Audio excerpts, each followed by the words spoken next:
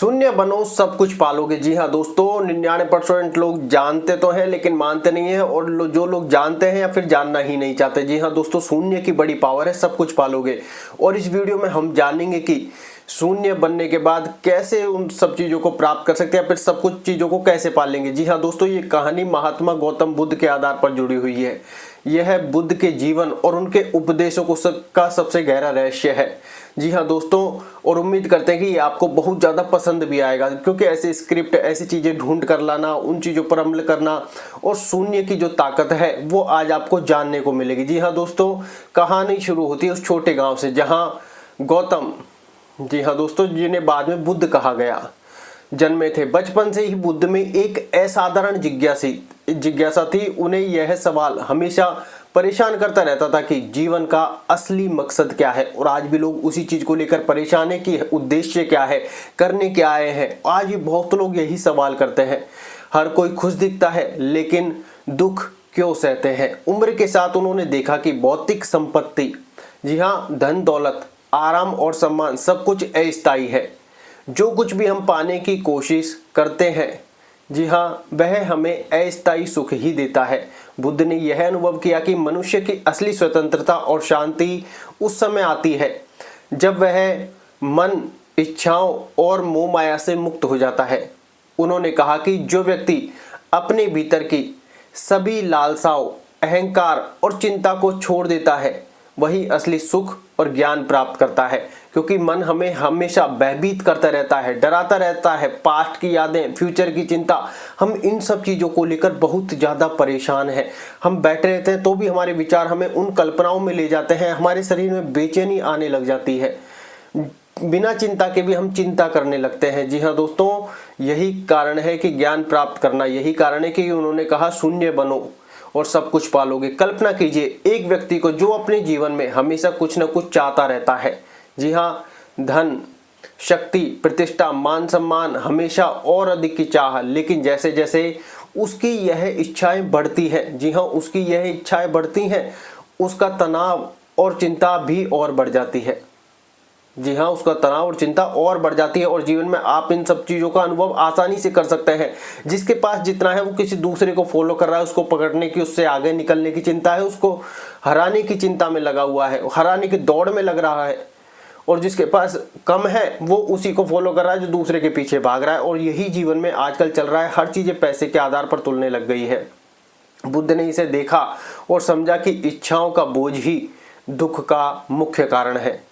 जब इंसान अपने मन और इच्छाओं को शून्य करता है, जब इंसान अपने मन और इच्छाओं को शून्य करने लग जाता है, यानी न चाहने और न तृप्त होने की स्थिति में पहुंचता है, तभी वह सच्ची स्वतंत्रता अनुभव करता है। बुद्ध की यह यात्रा आसान नहीं थी। जी हाँ दोस्तों, उन्होंने राजा के बेटे के रूप में भौतिक सुख का अनुभव किया। महल की रोशनी, शानदार पोशाकें, स्वादिष्ट भोजन, सब कुछ उनके पास था।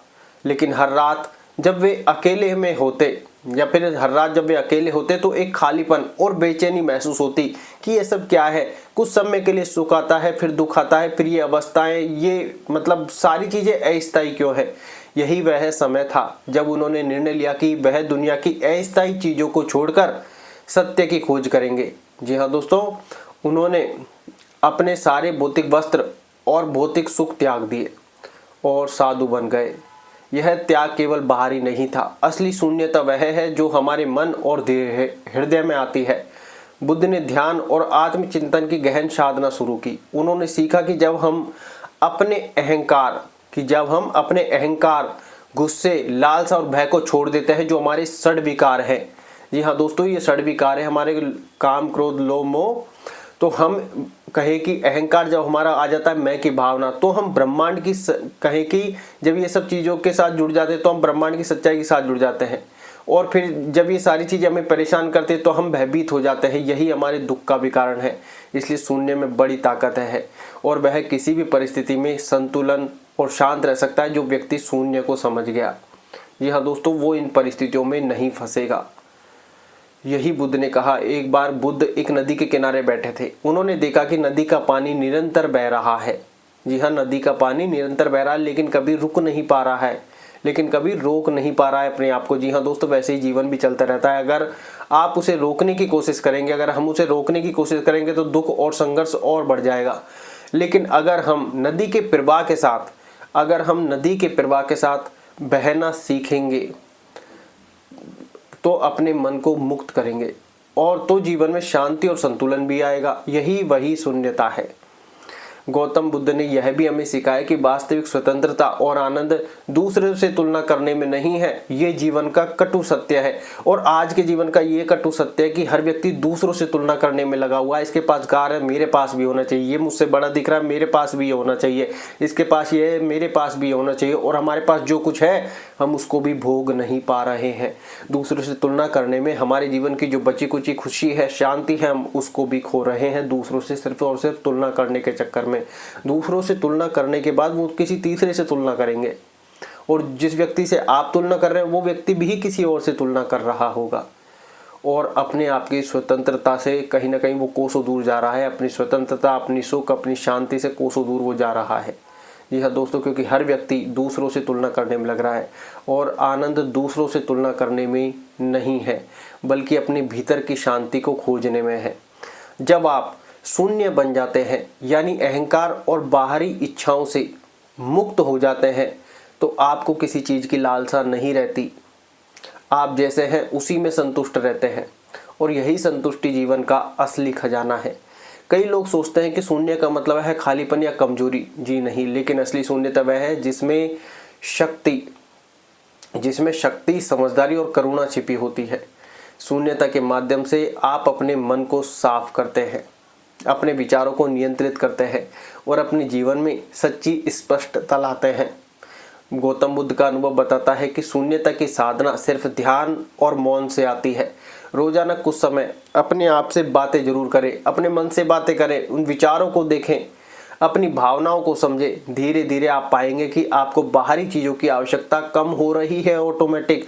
ये एक अलग बात है कि हम दूसरे से चीज़ों को कनेक्ट करके हम अपने जीवन में उस चीज़ की कमी को महसूस करते कि यार उसके पास कार है, मेरे पास नहीं, जरूरत पड़ेगी तो क्या होगा। इन सब चीज़ों को हम ऑटोमेटिक अपने मन में डालते रहते हैं। इसलिए अपने विचारों को देखें, अपनी भावनाओं को समझें कि मन में क्या विचार आ रहे हैं, मन के विचार है या आपके विचार हैं।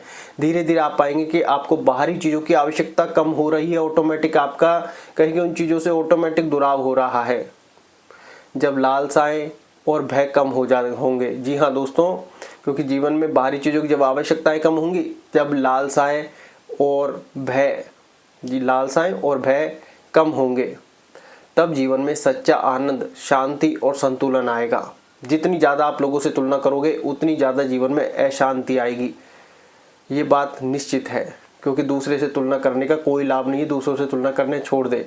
हमारे जीवन में कई बार ऐसा होता है कि हम खुद को असफल और असंतुष्ट महसूस करते हैं, लेकिन गौतम बुद्ध ने हमें यह भी सिखाया कि ये सब केवल हमारे मन के अंधकार है।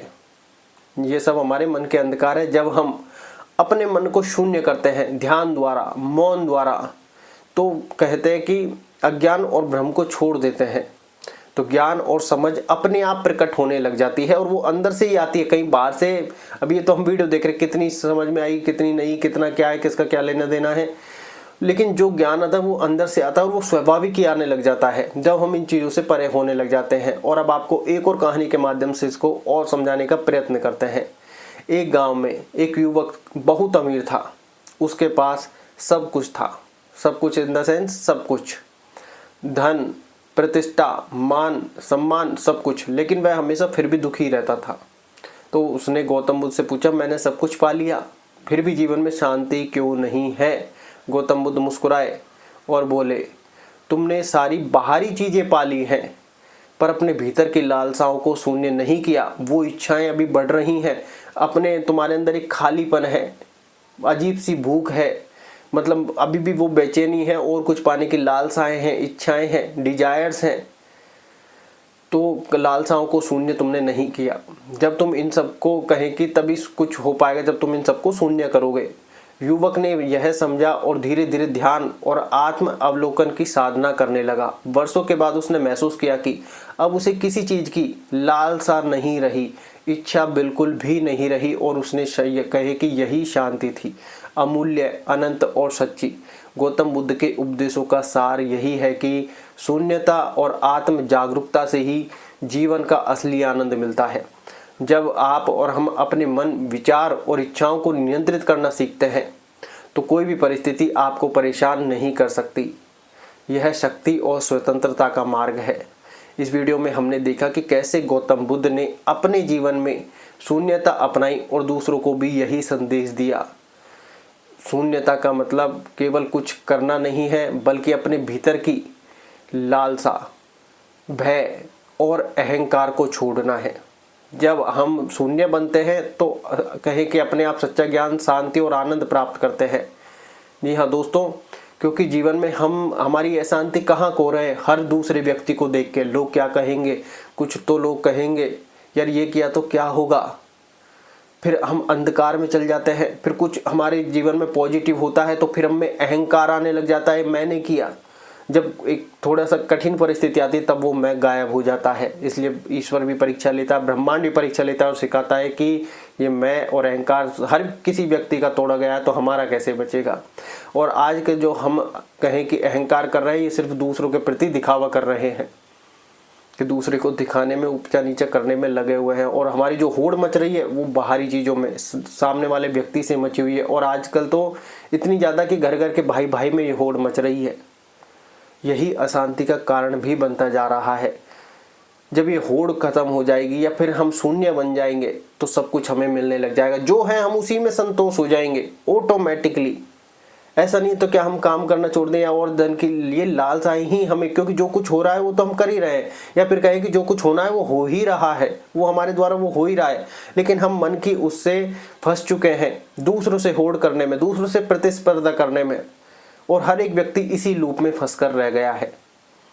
इसलिए इन सब भावनाओं से बाहर आना होगा, ये होड़ बंद करनी होगी। तब हम व्यक्ति शून्य बनने लग जाएंगे। और शून्य बनेंगे धीरे धीरे हम अपने इन विचारों की फ्रिक्वेंसी डाउन करेंगे, इन विचारों को समझेंगे कि इस विचार का महत्व क्या है, कहाँ से आया, क्यों है। अपने आप से जब इन बातों करेंगे तब ये होने लगेगा कि यार विचार मन का है, मेरा नहीं है। तो वो विचार हटने लगेंगे, तब हम धीरे धीरे शांत होने लगेंगे। ध्यान, शांत, मौन, इन सब चीज़ों में जब जाएंगे तो शून्य का कहीं कि शून्य बनने लग जाएंगे तो सब कुछ हमें मिलने लग जाएगा। जो कुछ है हमें फिर वो नज़र आने लग जाएगा, आधा गिलास जो भरा हुआ है। आजकल हम जो चीज़ें कर रहे हैं उनको भोग नहीं पा रहे हैं और दूसरी चीज़ों के पीछे भी भाग रहे हैं। ये हमारी अशांति का भी कारण है। जी हाँ दोस्तों, इसलिए शून्य में बड़ी पावर है। शून्य बनोगे तो सब कुछ पालोगे, फिर पाने की लालसा भी नहीं रहेगी। 99% लोग तो कहें कि जानते हैं लेकिन अपनाते नहीं है बात को, या फिर वो उस चीज़ में फंस चुके हैं दूसरे को दिखावे के चक्कर में। आजकल मान लो कोई एक व्यक्ति है, एक दान कर रहा है, दूसरा नहीं कर रहा है, तो उस दानी की नज़र जो नहीं कर रहा है उसके ऊपर है कि यार ये नहीं कर रहा, कैसा व्यक्ति, ये क्यों है। जबकि आपने दान किया, उस दूसरे व्यक्ति ने कुछ नहीं कहा, उसने नहीं किया, आपको इतनी मिर्ची क्यों लगी हुई है। नहीं कर रहा मत करने दो, उसका कर्म वो जाने, आपका कर्म आप जानो। जबकि यही हो रहा है कि कैसा है, मक्खी चूस है, बिल्कुल भी वो नहीं है, ये नहीं है, वो नहीं है। अरे क्या लेना देना भाई, तुमने को देने थे तुमने दिए, दूसरे को नहीं देने नहीं दिए। इन सब चीज़ों में आजकल हर व्यक्ति फंसा हुआ है।